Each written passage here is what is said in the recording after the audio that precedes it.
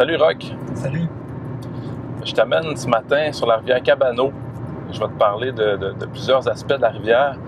Puis on va aller visiter quelques points d'accès aussi.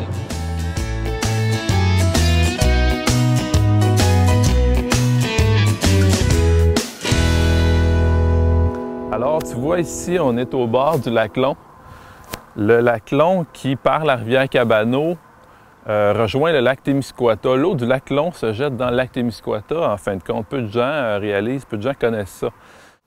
Puis c'est le départ d'un long parcours pour la rivière qui va terminer sa course à Cabano. Le lac Long, autrefois, s'appelait le lac Cabino. Et la rivière Cabano aussi s'appelait la rivière Cabino. Alors tu vois qu'ici, on a quand même un beau point de vue sur la rivière à partir du pont de la rue du pied du lac. On est à Rivière-Bleue, puis c'est vraiment accessible comme endroit. Puis on voit que l'eau est très belle, elle est très claire. Puis tu sais, ici, c'est très différent. Là. Tu vois qu'on n'est pas dans la section de méandre, là. On n'est pas dans la section sur le sable. On est vraiment sur la roche. Puis la rivière est beaucoup plus rectiligne. On arrive au camping municipal de Saint-Eusèbe, qui est peu connu, mais qui donne vraiment un super bel accès à la rivière.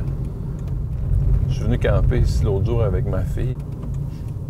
C'est un bel endroit pour se baigner, profiter de la rivière. Tôt durant l'été, au printemps, c'est vraiment une belle petite rivière pour pratiquer, pour apprendre le canot et le kayak. Il y a quelques petits rapides, de l'eau vive un peu, mais vraiment rien pour se casser le cou.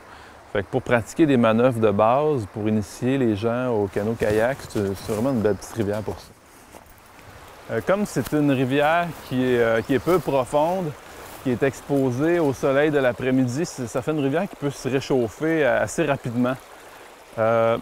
Malgré ça, on retrouve de la truite, on va retrouver aussi du meunier. Le meunier, les gens vont souvent appeler ça de la carpe. Puis plusieurs espèces de petits poissons, on va appeler ça des poissons fourrage, qui vont servir d'alimentation aux poissons qui sont plus gros. On est sur la route de la rivière qui donne accès au village de Saint-Eusèbe, puis on arrive au pont qui traverse la rivière Cabano, encore une fois. On est à peu près à mi-parcours de la rivière.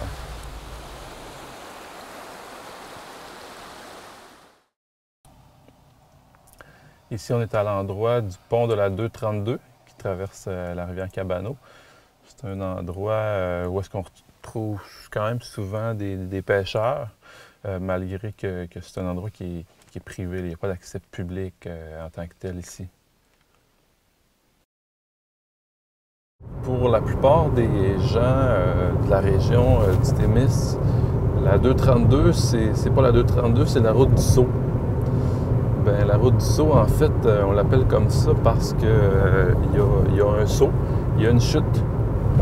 C'est une chute d'une dizaine de pieds à peu près, peut-être un petit peu plus, qui est pas loin d'ici, sur notre gauche. Encore une fois, c'est sur des terrains privés. Puis les gens qui vont descendre la rivière en canot, en kayak, bien, ils peuvent contourner la chute par un portage qui se trouve de l'autre côté de la rivière. On se dirige à l'endroit où est-ce que la rivière Cabano se termine en fin de compte, où est-ce qu'elle se jette dans le lac Témiscouata. C'est une rivière que, sur toute sa longueur, là, du lac Long aller jusqu'au lac Témiscouata, si on suit vraiment le cours de la rivière, on suit les méandres, c'est une rivière qui fait 41 km de long. Par contre, si on y va à vol d'oiseau, disons, en ligne droite, c'est plutôt 26 km de distance. Ici, on est à l'endroit du pont de l'autoroute 85. On est juste sur le dernier tronçon de la rivière où est-ce qu'elle adopte un cours beaucoup plus lent, beaucoup plus large aussi. À Cabano, il y a plusieurs accès à la rivière. Notamment, on a ici un petit parc sur le bord de la rue commerciale, petit parc public.